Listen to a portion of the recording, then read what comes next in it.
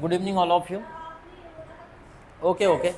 I know that the some students of you are good in learning, and I hope we should learn something new today, because you people are revising the same thing continuously. That's why you are to learn something today, something new today. Okay. Okay. I'll ask afterward. In general process, drop by drop, we can collect too much water in a pot. Same thing, that word to word we can create sentence, and sentence to create we can content, we can create big content, we can create a paragraph, and paragraph by paragraph we can create a book. The speaking process is as similar as drop by drop collection of the water. Okay, having seen too much syllabus, you should not worry about lengthy syllabus, you should not worry about the difficulties of language, because I told you that drop by drop water can fill a pot, and step by step walking can complete the distance of thousands kilometer. Okay, remember always. Okay, that's why be regular, be stable, have patience, and learn continuously. One day you will have a better knowledge of the language. Okay, चलो ठीक है. देखते हैं कि जब हम भाषा बोलते हैं तो हमारा सिर्फ टेंस या मॉडल्स या स्ट्रक्चर तक ही बात सीमित नहीं होती, उसके आगे फिर हमें यहाँ पे पैसिव वॉइस सीखना पड़ता है, उसके बाद नरेशन सीखना पड़ता है.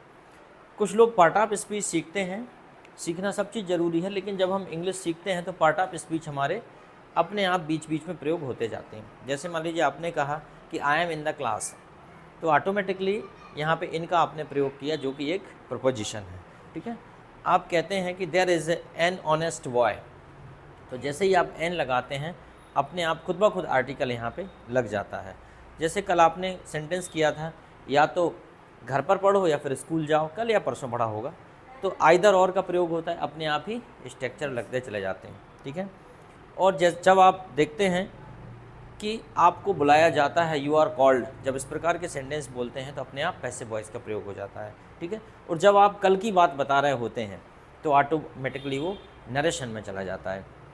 तो हम जनरली बोलना एक बार सीख बस जाएं, उसके बाद नियम ऑटोमेटिकली लगते चले जाते हैं और हम सीखते चले जाते हैं. ठीक है, जैसे कि पहले आप इंग्लिश जब लिखते थे तो कुछ बच्चों ने ऐसा इंग्लिश लिखा था, फिर मैंने उनको टोका कि इंग्लिश का ई हमेशा कैपिटल बनाओ, क्योंकि इंग्लिश एक लैंग्वेज है, और लैंग्वेज का जो पहला अक्षर है वो हमेशा कैपिटल से शुरू होता है. कोई भी लैंग्वेज हो, हिंदी हो, इंग्लिश हो, तो आपने इसमें करेक्शन किया. उसके बाद कुछ बच्चे क्या करते थे, आई लिख रहे थे तो बीच में आई ऐसा लिख देते थे. स्मॉल लेटर कभी ये प्रयोग नहीं होता सेंटेंस में. ठीक है, जब भी आई प्रयोग होगा हमेशा कैपिटल लेटर के रूप में प्रयोग होता है. तो ये थोड़ी सी माइनर मिस्टेक हम लोग करते हैं जब हम राइटिंग की बात होती है. उसके बाद जब हम कहीं भी क्वेश्चन वर्ड को छोड़ते हैं तो हम वहाँ पे क्वेश्चन वर्ड नहीं लगाते. जब क्वेश्चन बनाते हैं तो क्वेश्चन वर्ड लगाना भूल जाते हैं. क्वेश्चन विधिवत बनाते हो, आप सही बनाते हो, बट क्वेश्चन वर्ड लगाना भूल जाते हो. तो जब राइटिंग में चेक करते हैं तो देखते हैं कि आपने क्वेश्चन वर्ड नहीं लगाया, तो ये भी एक गलती मानी जाती है. मान लो फुल स्टॉप लगाना है तो फुल स्टॉप भूल गए आप, तो ये भी एक गलती है.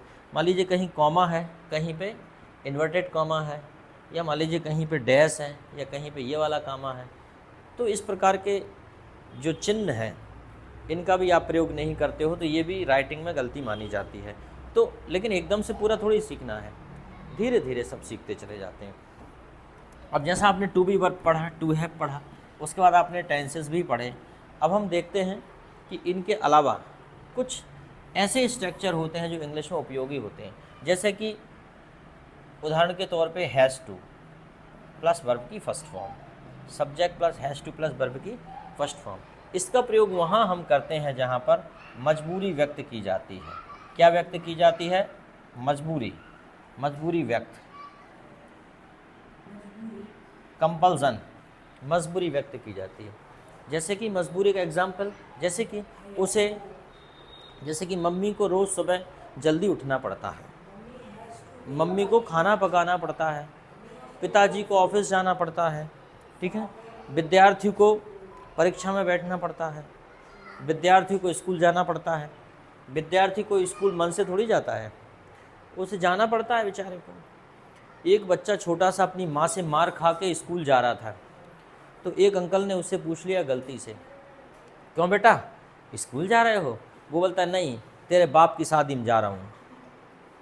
तो क्या रहता है, ऐसे बच्चे जो है पिटकुट के आए, उनसे ऐसा नहीं बोलना चाहिए। वही किसी दूसरे ने उसी बच्चे से पूछा, क्यों बेटा बताओ हम स्कूल क्यों जाते हैं? वो बोलते हैं हम स्कूल जाते नहीं हैं, घर वाले ज़बरदस्ती भेजते हैं। तो वही बात है कि जो काम मजबूरी में करते हैं वहाँ पे क्या लगाते हैं, हैज़ टू, हैव टू, और टेंस के अकॉर्डिंग हम लगाते चले जाते हैं। जैसे कि एक सेंटेंस है, उसे पढ़ना पड़ता है।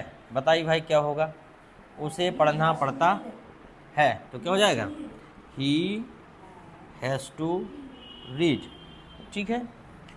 अगर मैं कहूँ मुझे पढ़ाना पड़ता है तो क्या होगा, मुझे पढ़ाना पड़ता है, I have to teach.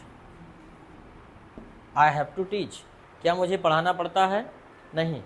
Teaching is my hobby, मुझे पढ़ाना नहीं पड़ता, मैं तो पढ़ाता हूँ, पर सेंटेंस तो बनाई जा सकता है, मुझे पढ़ाना पड़ता है, आई हैव टू टीच। अच्छा, उसके बाद अगर कुछ सेंटेंस ऐसा आ जाए कि उसे पढ़ाना पड़ता है या उसे पढ़ाना है, उसे पढ़ाना है, तब भी हम इसका ही प्रयोग करेंगे। क्या हो जाएगा, ही हैज़ टू, उसे पढ़ाना है, ही हैज़ टू टीच। हालांकि ये कर सकते थे कि उसे पढ़ना है, चलो पढ़ना कर ले रहे हैं, उसे पढ़ना है, ही हैज़ टू रीड। लेकिन ऐसी स्थिति जब आ जाए कि उसे पढ़ना है तो इसकी जगह पर एक सेंटेंस और बनाया जा सकता है, वो ये है, he is to read. Any problem? यह भी बनाया जा सकता है। मतलब जब हम कोई फ्यूचर प्लानिंग की बात करें या क्रिया पर बल देते हैं, when we emphasis the verb, जब हम वर्ब को एम्फेसाइज करते हैं, उस पर बल देते हैं, तो ये स्थिति निर्मित होती है। और जब हम क्रिया पर कंपल्सन बताते हैं, मजबूरी बताते हैं, तो फिर ये वाली स्थिति उत्पन्न होती है, यहाँ पे मजबूरी। Are you getting my point? Understand?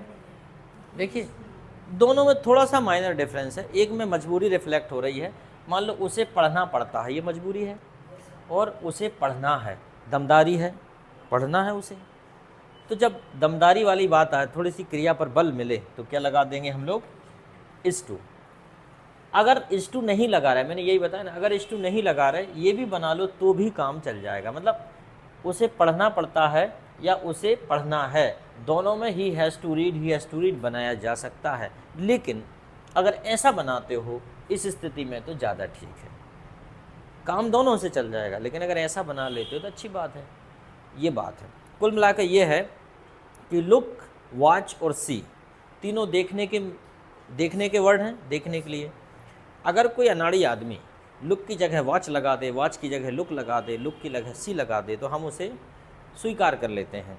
लेकिन अगर एक्सपर्ट बंदा अगर बोले तो बात नहीं जमती, है राइट? एक्सपर्ट बंदा अगर वॉच की जगह लुक लगाए, लुक की जगह सी लगाए, तो मज़ा नहीं आता। कुल इतना सा काम है, ठीक है। जैसे कि हम लोग अलग अलग प्रकार के शब्दों का प्रयोग अलग अलग सिचुएशन के आधार पे करते हैं, ठीक है। Okay okay. Why are you late?